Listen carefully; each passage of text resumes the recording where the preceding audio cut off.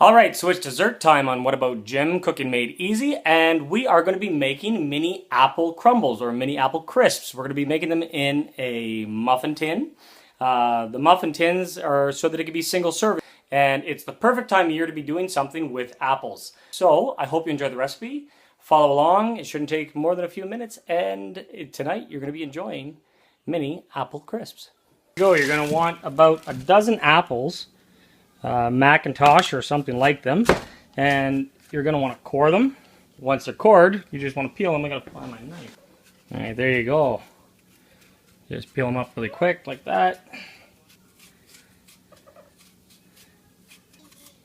And then you have the apple that you can chop up into chunks. So after they're all cored, just to chop them up, it's really simple. Cut them in half just like that, lay them down.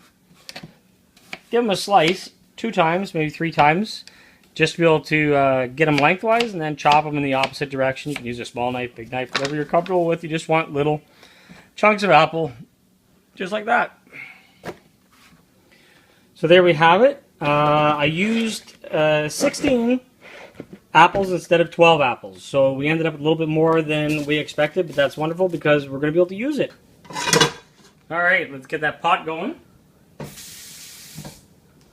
Right away, you want to add in your apples to the pot and half a cup of water. Cover that to get the heat going. Alright, so now that that's starting to get hot, you can see the steam there.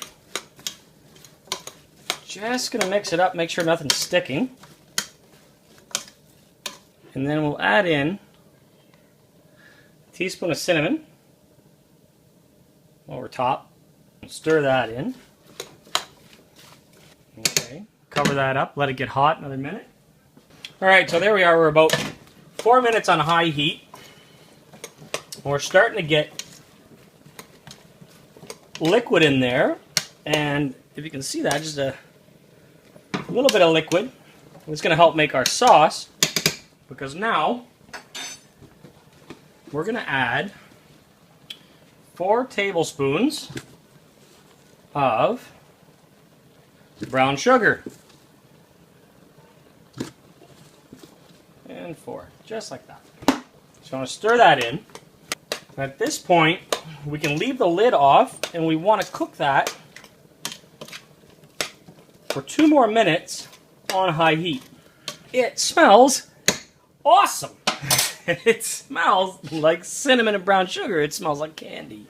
There we are at the 6-minute mark.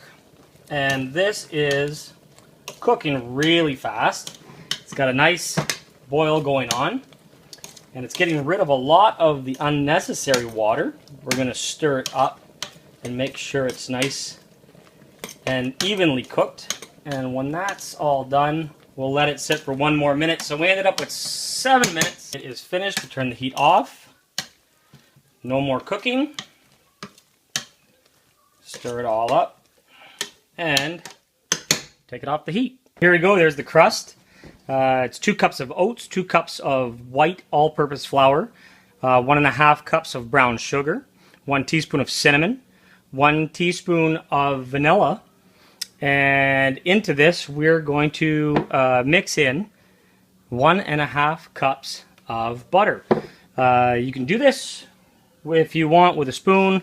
It's very easy to do. If you use your hand, then you can scrunch everything up and make sure that nothing is chunky and that everything is flaky and smooth to begin with. Then we're going to take our butter and we're going to mix that in. We'll just cover it up like that and get it worked right in.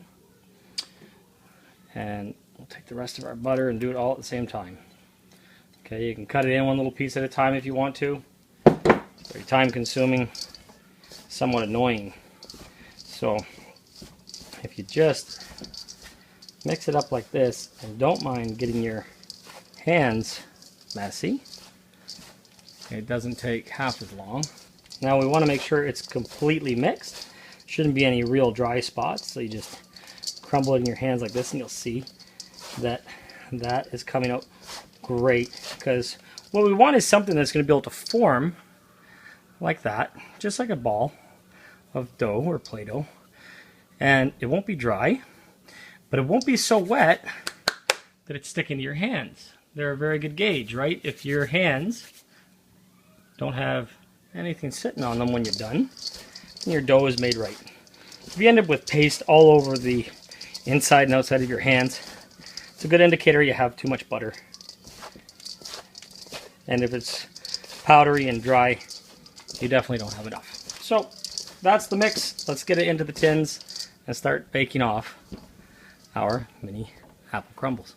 We have an oiled muffin tin, and we're going to put about 2 tablespoons, if not a little bit more, of our mix into one of these. If you're using the mini muffin tins, you're not going to want to do that much mix. You're going to want to do maybe just a tablespoon of the mix. And you're going to put it in and squeeze it until it's on the sides first. And it's going to be about a ½ centimeter thick, okay? So we're looking for sides on that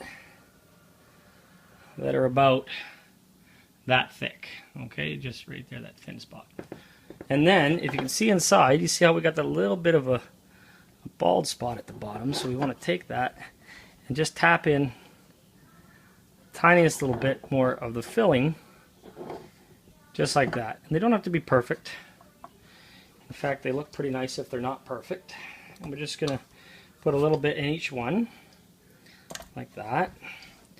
And we're going to continue to do this for every tin. Right, so there they are, and we want to fill them with our mixture from the cooked apples. And you put about 1.5 tablespoons of filling in each one. We're going to preheat the oven to 375 degrees and bake for 25 minutes. And at the 15-minute mark, you can take a look at them, but if they have to keep cooking them. They'll be golden brown when they're finished.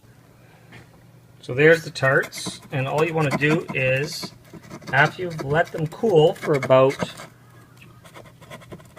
15 or 20 minutes, you just want to go around with the knife, give them a little loosening, and pops right out.